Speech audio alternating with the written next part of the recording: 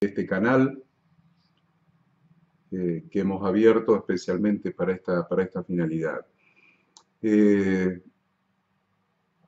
Los saludo con la paz de Yahweh, nuestro Dios, en este día de reposo, especial día de reposo apartado para nuestro Dios, para meditar en su palabra, para orar, para disfrutar de todas las cosas buenas que Él nos ha dado y que Él nos da, para disfrutar de la familia, para disfrutar del tiempo, de la naturaleza, para ver en la naturaleza la maravillosa mano de nuestro Dios puesta de manifiesto por amor al ser humano.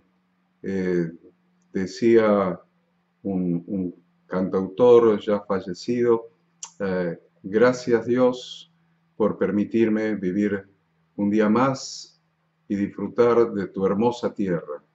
De Jehová es la tierra y su plenitud, el mundo y los que en él habitan.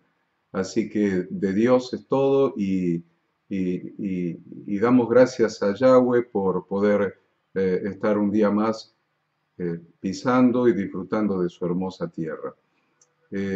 Así que les deseo la paz en este día de reposo apartado para Yahweh nuestro Dios.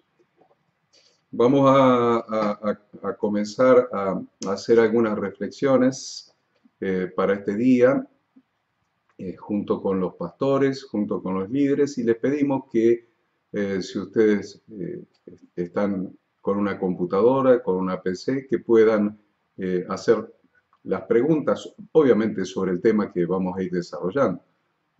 No me pregunten nada escatológico ni nada complicado, sino simplemente mantengamos un diálogo. Para eso hemos creado este streaming donde nos podamos comunicar. Usted tiene a la derecha de su pantalla el chat, así que puede perfectamente comunicarse, preguntar, saludar, lo que quiera. La idea es poder estar comunicados, ya que este séptimo día de la semana es un día consagrado, es un día santificado, es un día que Dios ha bendecido, poder realmente apartarlo para Él desde la caída del sol del viernes hasta la caída del sol del sábado, y acá estamos casi en el medio, estamos en el sábado a la mañana, en medio de este día de reposo santificado para Yahweh nuestro Dios, y entonces por eso elegimos este momento, por eso elegimos esta hora, porque todo el mundo temeroso de Yahweh, todos los líderes, todos los pastores están en plena comunión y en pleno estudio de la palabra, así que no nos viene mal poder juntarnos aunque sea por este medio, y hablar y reflexionar un poco acerca de la palabra de Dios. Siempre estamos tratando algún tema relacionado con nuestra función pastoral. Siempre estamos tratando algún tema relacionado con la gente. La gente es nuestro objetivo. O sea, Jesús vino y predicó: arrepentidos porque el reino de los cielos se ha acercado. ¿A quién se acercó el reino de los cielos? Y él lo dijo muy claramente allí en Nazaret, donde se había criado, cuando en el séptimo día, en el día de reposo, él entró en la sinagoga conforme a su costumbre y se le dio el rollo del profeta Isaías, donde él leyó: el Espíritu de Dios está sobre mí, por cuanto me ha enviado a dar buenas noticias a los pobres, etc. O sea, ahí definió el foco de su ministerio. Definió que el foco de su ministerio es la gente. Obviamente, para nosotros es idéntico. Nosotros vamos a transitar el mismo camino de servicio que hizo nuestro Señor Jesucristo. Nuestro foco, el foco de nuestro ministerio, es la gente. El reino de los cielos se establece con gente. Hay un rey y hay súbditos, hay un rey y hay gente que pertenece al reino y se rige conforme a las instrucciones de ese rey. Así que el foco nuestro, queridos pastores, el foco nuestro, queridos líderes, es la gente. El tema concreto es que tenemos que lograr como pastores y líderes que la gente tenga una vida, tenga una vida normal. ¿Mm? La gente ha perdido la normalidad, ha perdido la naturaleza con la que Dios creó al ser humano. Dios hizo al ser humano para que sea perfectamente humano en un equilibrio total y perfecto, tanto con Dios, o sea, consigo mismo, como con sus semejantes, como con la naturaleza que Dios había creado. Hay tres aspectos de la normalidad del ser humano conforme a la creación de Dios. En primer lugar, un equilibrio perfecto con Dios. El equilibrio perfecto con Dios es cuando Dios es el centro de nuestra vida. Un equilibrio perfecto con el prójimo, con los otros seres humanos. Y esto se da cuando las personas se aman entre sí. O sea, cuando cada persona en su corazón ama a su prójimo como a sí mismo. Y el equilibrio con la naturaleza es cuando la persona, cuando el ser humano cuida la naturaleza que Dios ha hecho y continúa con la creación, se convierte en un co-creador con Dios. O sea que lo que nosotros predicamos no es sacar a las personas de su naturaleza humana y convertirlos y transformarlos en algo especial, en ángeles, en seres salidos de la Tierra, flotando 3 metros sobre la superficie terrestre y creyéndose extraterrestres. No estamos hablando de eso, eso no es el evangelio que nosotros predicamos. Nosotros predicamos un evangelio que es que el ser humano sea regenerado, o sea, que recupere su propia naturaleza, que recupere la naturaleza con que Dios lo creó en el huerto de Edén. ¿Mm? Muchas veces nos confundimos. La gente piensa que creer en Dios, acercarse a Dios, implica entrar en una esfera espiritual, dejar de tener cuerpo, dejar de tener alma y vivir en una esfera espiritual extraña, totalmente extraña, porque Dios creó al ser humano en un perfecto equilibrio para que estuviera en equilibrio. Es un perfecto equilibrio en sí mismo, cuerpo, alma y espíritu. O sea, ahí no hay una separación y una eliminación, un descarte del cuerpo, por ejemplo, o del alma. Entonces, estamos hablando de que nuestra función es hacer que la gente tenga un estilo de vida normal, un estilo de vida humano tal como Dios lo creó, que pueda disfrutar de la vida, que pueda disfrutar de todo lo que Dios le ha provisto justamente para eso. No sacarlo, reitero, no sacarlo de la realidad humana y mandarlo a una realidad angelical, no sacarlo de una realidad humana y mandarlo a una realidad espiritual, desequilibrada, desprovisto de todos los elementos. Lo que estamos hablando es de darle una vida plena y completa con la centralidad de Dios en su vida. Entonces, ¿cuál es nuestro trabajo pastoral en ese sentido? Nosotros miramos y vemos al mundo desequilibrado, vemos al ser humano frustrado, fracasado, infeliz, justamente porque ha perdido esa naturaleza con la que Dios lo hizo, el propósito para el que Dios lo hizo, para que fructifique, se multiplique, sojuzgue la tierra, para que siga co-creando con Dios, para que trabaje, para que labre la tierra, todo lo que nosotros encontramos en Génesis en la creación. El ser humano ha desnaturalizado el propósito de su vida al apartarse de Dios y al apartarse de su propósito. Entonces lo vemos al ser humano desenfocado. sin propósito en su vida, sin saber para qué vive, sin saber para qué nació, sin saber para qué abre sus ojos cada día. No sabe a dónde quiere llegar, no sabe qué quiere lograr, no sabe cuáles son las metas en su vida, no sabe para qué vive. Entonces, el establecimiento del reino de los cielos, la predicación de Jesús, allí comenzando en Capernaum, siguiendo en Nazaret y el resto, la predicación de Jesús es: vuelvan a la naturaleza, vuelvan a la regeneración, vuelvan a lo que Dios tuvo como plan, como propósito para el ser humano cuando lo creó.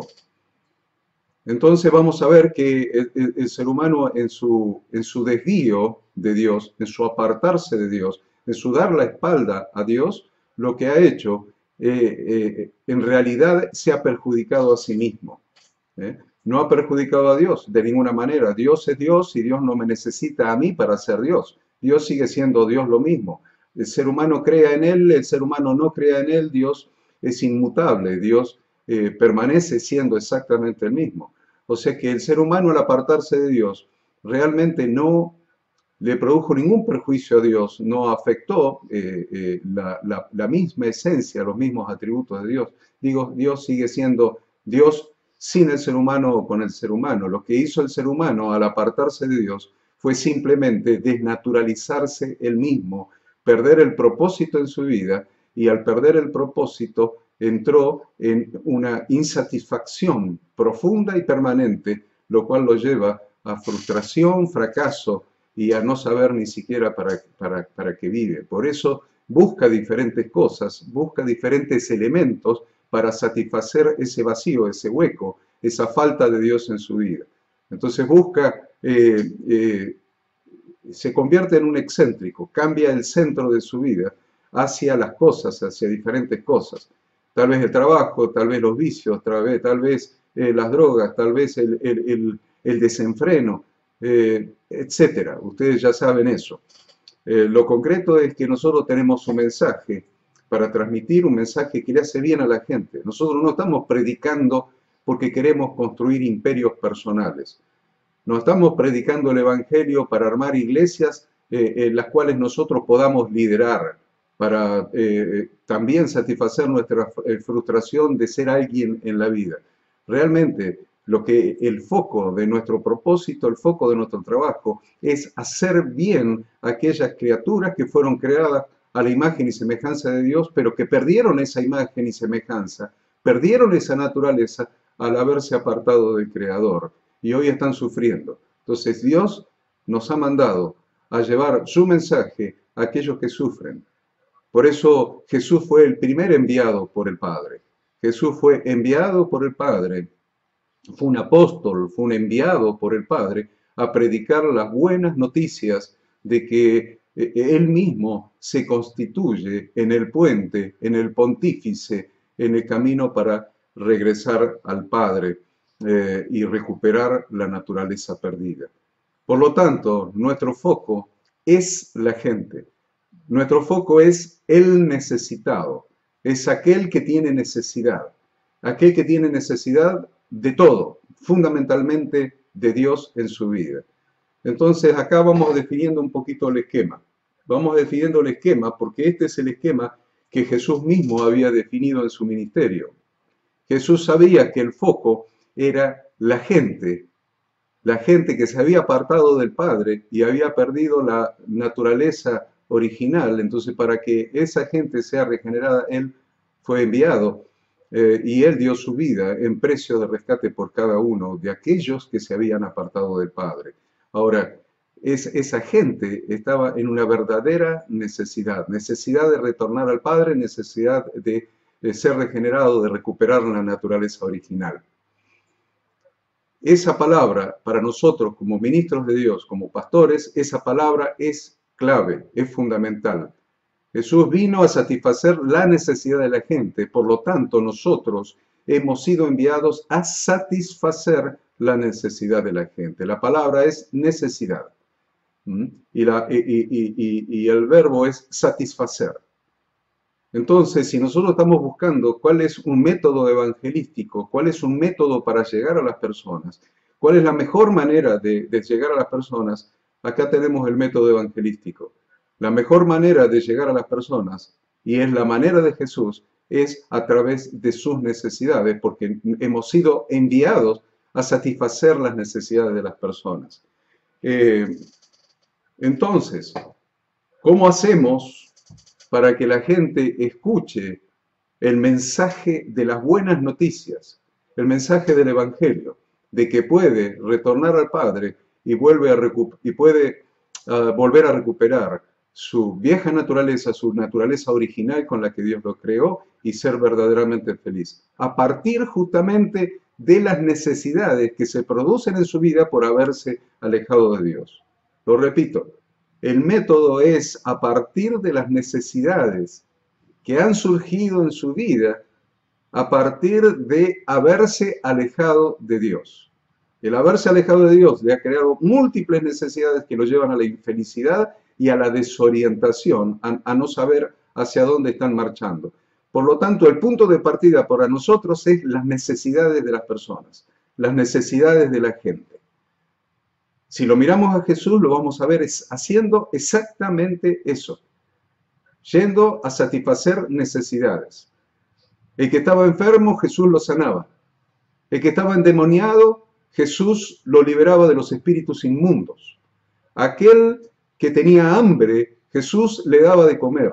Al que estaba desconsolado, Jesús lo consolaba.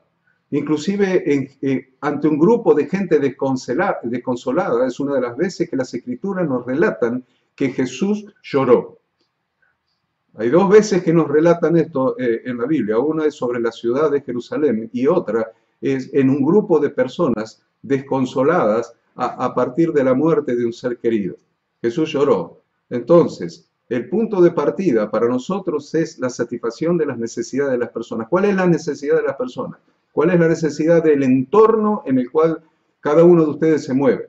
¿Cuál es la necesidad de las personas que viven en el barrio donde están funcionando como congregación local? ¿Cuáles son las necesidades del pueblo? ¿Cuáles son las necesidades de la ciudad? ¿Cuáles son las necesidades de esa gente? Porque ese es el punto de partida. Nosotros tenemos que partir a partir de las necesidades de las personas, tal como lo hizo Jesús. Esa es la manera de atraer. Estamos siempre pensando cómo atraemos a las personas para que escuchen este mensaje que les va a hacer bien, que les va a cambiar la vida. Y preocupados por atraer, buscamos diferentes maneras, buscamos diferentes estrategias, pero nos olvidamos de la estrategia de Jesús. La estrategia de Jesús es buscar las necesidades que está padeciendo la gente y atraer a las personas a partir de las necesidades. Por eso me gustó en un momento allí en la comunidad de fe de Cosquín que habían puesto un buzón. Le habían llamado el buzón de Dios y lo ponían cada fin de semana en la plaza del pueblo y la gente venía en un formulario previamente establecido y previamente diseñado e impreso. La gente allí anotaba cuál era su necesidad, qué pedido de oración tenía, por qué necesidad la gente quería que oraran por ella. Entonces anotaba su nombre, probablemente su teléfono o su email o cualquier otra información y ponía qué necesidad tenía, qué pedido de oración estaba haciendo. Ese es un foco correcto. Ese es un foco correcto. Es partir de las necesidades de las personas para que se puedan acercar y escuchar la respuesta de Dios para su necesidad. A veces nosotros pensamos que ese texto que encontramos allí, que ya se los voy a poner en la pantalla, es un texto que está en Juan 6:26. Miren, respondió Jesús y dijo: de cierto os digo, que me buscáis no porque habéis visto las señales, sino porque comisteis el pan y os saciasteis.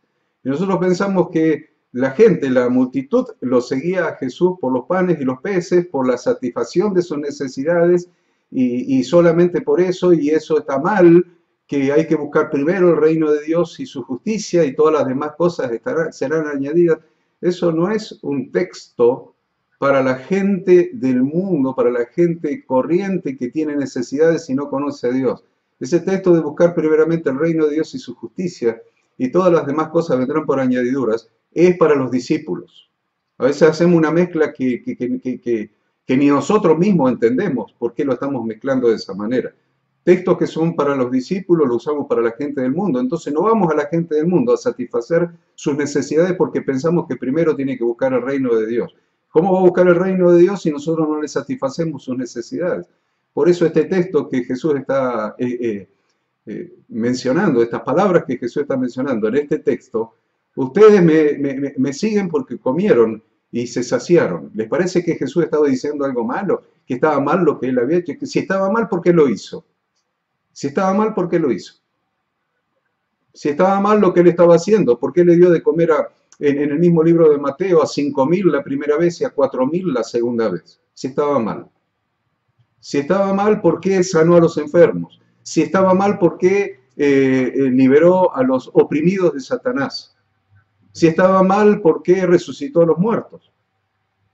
Entonces, debemos entender claramente que no estaba mal. Jesús vino a eso, vino a satisfacer las necesidades, y la manera de que la gente se acercara para escuchar su palabra era satisfaciendo sus necesidades. Era el punto de partida. Ese es el punto de partida, la satisfacción de las necesidades de las personas. Entonces, por eso hacía eso. Ustedes se acercaron a mí, no porque vieron señales espirituales, no porque vieron que yo traje un mensaje profundo, profético. No, no. Ustedes se acercaron a mí porque yo satisfice sus necesidades. Entonces, ¿qué es lo que estamos diciendo? Estamos diciendo que está correcto partir de las necesidades de las personas. Está correcto, es el método de Jesús. Necesidades físicas, necesidades almáticas, necesidades espirituales. Este es el punto de partida. Esa es la manera de atraer. Vamos a atraer a personas a partir de la satisfacción de sus necesidades, tal como lo hizo Jesús. Entonces, vamos entendiendo cuál es el método evangelístico, cuál es la estrategia, de qué manera hacemos que los oídos de las personas se abran para escuchar la palabra. La manera de que los oídos de las personas se abran para escuchar la palabra es partiendo de sus necesidades. Entonces, la pregunta que hacen normalmente los pastores es: ¿cuándo lo hacemos? ¿Cuándo hacemos las reuniones? Miren, el foco de los pastores es su reunión. Sus reuniones. La reunión el sábado, la reunión el domingo, la reunión el miércoles, la reunión... ¿Cuándo hacemos la reunión? Mis queridos pastores, cambien el foco. Cambien el foco. El foco no es su reunión. Su reunión es egocéntrica. Es su reunión, es su imperio, es su iglesia, mi iglesia, mi reunión, mi congregación, mis 100, 200, 300 personas, mi ministerio, hay que sacar el del medio. El foco de Jesús es la gente. No vine para ser servido, sino para servir a las personas, partiendo de las necesidades de las personas. Entonces, si el foco de un pastor está puesto de cuándo tengo mi reunión, de cuándo junto a la gente, a ver cuándo tengo más éxito, está desenfocado, está totalmente desenfocado. El problema es, y lo que hay que definir es cuál es el mejor momento, la mejor reunión para que la gente venga con sus necesidades y tenga la satisfacción de sus necesidades para que podamos sembrar la palabra de Dios en esos corazones. Entonces, se desvirtúa totalmente, pierde sentido el cuándo. Pierde sentido el cuándo. Cuando la gente está más dispuesta a acercarse a tu lugar de reuniones. ¿Cuándo? ¿El viernes? Bueno, el viernes lo vamos a obviar porque el viernes a la noche comienza el Shabbat y tenemos la cena familiar del Shabbat. Nos queda todo el resto de la semana. El sábado a la mañana, el sábado a la tarde, el sábado a la noche, el domingo a la mañana, el domingo a la siesta, el domingo a la tarde, el lunes, el martes, el miércoles, el jueves. ¿Cuándo es el mejor momento para la gente? Porque nuestro foco es la gente. Tanto muchos están preocupados y me preguntan, tenemos que cambiar la reunión del domingo al Shabbat. ¿Y qué es lo que hacen? sacan la reunión del domingo y la pasan al sábado, pero la sacan del domingo a las 7, 8 de la noche, que no es domingo, ya es el segundo día de la semana, y la pasan al sábado a las 8 de la noche, que no es Shabbat, no es el séptimo día, ya es el primer día de la semana. Entonces, dicen, no, porque el primer día de la semana es la adoración del Dios Sol. Entonces la sacan del segundo y la pasan al primero. Todo por un ritualismo y todo por las costumbres y por todo por las modas y todo porque nosotros sí lo vamos a hacer como... ¿Cuál es la necesidad de la gente? ¿Cuándo la gente puede ir mejor? La gente está acostumbrada a ver la gente por sus costumbres, por el pueblo, por el barrio, por la zona que es turística, no es turística, como trabajan en fábrica de lunes a viernes, trabajan en la construcción de lunes a viernes, trabajan en una ciudad turística donde trabajan más el fin de semana que en la semana. ¿Cómo es? ¿Cuál es la naturaleza de las características de la ciudad, del pueblo donde estás tratando de sembrar la palabra de Dios? ¿Cómo es? ¿Cómo son los horarios de las personas? ¿Cuándo les resulta más cómodo? ¿Les resulta el domingo a la tarde? Seguir con la reunión el domingo a la tarde. ¿Cuál es el problema? ¿Cuál es el problema? Si tu foco no sos vos mismo y tu ritualismo, el foco es las necesidades de la gente, y si la gente no viene, no escucha. Entonces necesitamos un momento para sembrar la palabra de Dios y vamos a adaptar esa reunión abierta al público. Yo no estoy hablando de la reunión de los discípulos. La reunión de los discípulos debe hacerse el día que la palabra de Dios se establece como santa convocación. Busquen en su Biblia, en la concordancia, santa convocación. Santa convocación. Santa convocación significa reunión congregacional de los discípulos. Entonces, no hace falta que yo se los diga. Ustedes tienen una Biblia, tienen concordancia, busquen Santa Convocación y todos los lugares donde encuentren en el Antiguo Testamento Santa Convocación es reunión de los discípulos, reunión congregacional de los discípulos. Hoy no estoy hablando de reunión congregacional de los discípulos, estoy hablando de evangelizar, estoy hablando de llegar a las personas, estoy hablando de liberar a los cautivos, de dar vista a los ciegos, de tener un mensaje de buenas nuevas a los pobres, aquellos que están oprimidos por Satanás. Entonces, ¿qué es lo que tenemos que hacer? Lo que tenemos que hacer es llegar a ellos. Y vamos a llegar a ellos a donde ellos están. No van a venir a nosotros a escuchar un mensaje teológico. Ahí estamos nosotros, en un mensaje teológico. Ellos están en sus necesidades. Entonces, tenemos que llegar a ellos, a donde ellos están, y no tratar de que ellos vengan a donde nosotros estamos. Y ellos están en sus necesidades. ¿Y cuándo hacemos la reunión?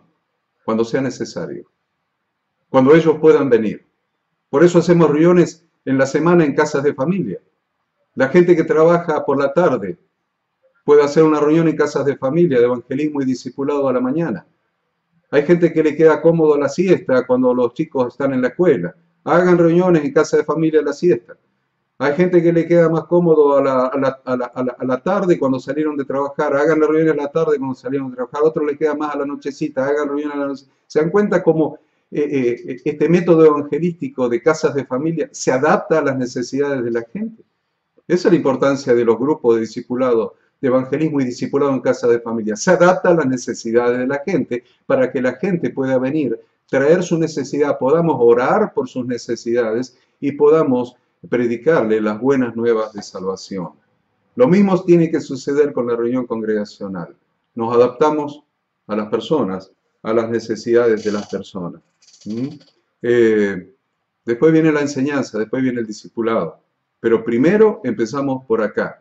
Hoy he querido traerles esto como método de evangelismo. Empezamos por acá. Pastores, para la gente que no conoce al Señor, tenemos que poner nuestro foco en sus necesidades.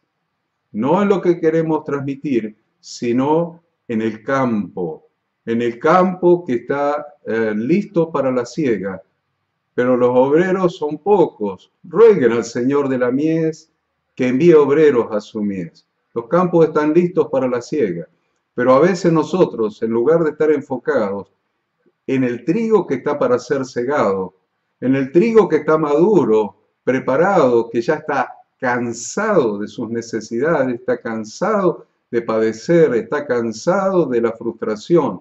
Gente que está cansado de sus fracasos, en lugar de estar concentrado en el trigo que está listo, maduro para la siega, estamos concentrados en nuestras propias reuniones, en nuestras propias costumbres, en nuestro propio ritualismo, y que la reunión salga linda, y que la reunión suene bien, y que vamos a comprar 5 o 6 cosas nuevas para que la reunión ahora le vamos a poner luces de costado, luces abajo de la silla, música que suene como en el tercer cielo. La verdad, estamos concentrados en nosotros y en las pavadas en lugar de estar concentrados en la gente y sus necesidades. El Señor nos mandó con una gran comisión: vayan y prediquen el Evangelio. ¿Qué es el Evangelio? Las buenas noticias. Ahora, ¿a quién le vamos a predicar buenas noticias? ¿Al que está bien? No, al que necesita buenas noticias. Le vas a predicar buenas noticias al que necesita escuchar buenas noticias. ¿Quién necesita escuchar buenas noticias? Aquel que no las tiene. Aquel que no tiene buenas noticias. Aquel que tiene problemas. Ese necesita escuchar buenas noticias. Vos no necesitas escuchar buenas noticias. Tus músicos no necesitan escuchar buenas noticias. Tus líderes no necesitan escuchar buenas noticias. Los discípulos de tu iglesia no necesitan escuchar buenas noticias. La gente que está sufriendo afuera necesita escuchar buenas noticias. Así que, queridos pastores, saquen el foco de donde lo tienen puesto hoy y pongan el foco en las necesidades de la gente, porque este es el modelo de Jesús. Probablemente sigamos con este tema el próximo Shabbat, el próximo día de reposo a las 10 de la mañana, porque es un tema muy importante, que podamos cumplir eficiente y acabadamente con la gran comisión que nos ha dejado nuestro Señor Jesucristo durante este tiempo, mientras que dure la gracia, mientras que dure su gracia, que seamos embajadores de Cristo y que demos de gracia lo que de gracia hemos recibido. Creo que hoy hemos cumplido el tiempo. Según mi reloj son las 10:33, así que los invito para el próximo día de reposo a las 10 de la mañana para que podamos continuar haciendo una reflexión pastoral.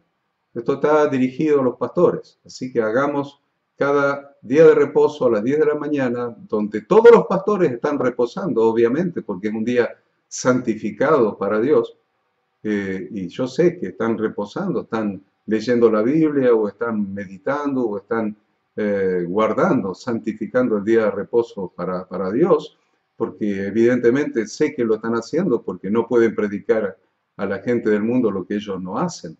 A lo que no conoce a Dios, que obedezca a Dios si ellos no lo obedecen. Así que yo sé que todos los pastores están guardando este día santo para Dios, y por eso hemos elegido cada sábado a las 10 de la mañana para poder transmitir esta breve reflexión de la palabra de Dios, poder dialogar, poder yo hablarles y que ustedes me puedan hacer las preguntas que consideren necesarias, que consideren pertinentes sobre los temas que estamos desarrollando. Así que los bendigo en el nombre de Dios, que tengan un hermoso Shabbat, lo que queda del Shabbat, y que Dios los bendiga, ilumine su camino con su palabra. Que nuestro Señor Jesucristo, que nos reconcilió con el Padre, sea nuestro intercesor y nuestro mediador, y que realmente aprendamos de Él y que lo hagamos también nuestro Maestro. Porque a veces lo hacemos nuestro intercesor, nuestro mediador, nuestro abogado, nuestro sacerdote, nuestro sumo sacerdote, todo lo que ustedes quieran. Pero nos olvidamos de que Jesús, su principal función en su ministerio en la tierra fue ser maestro. Y que lo hagamos nuestro maestro y aprendamos de él los métodos, las formas y el foco para transmitir el Evangelio de Dios, las buenas nuevas de salvación, de que el reino de los cielos se ha acercado a nosotros. Dios los bendiga abundantemente.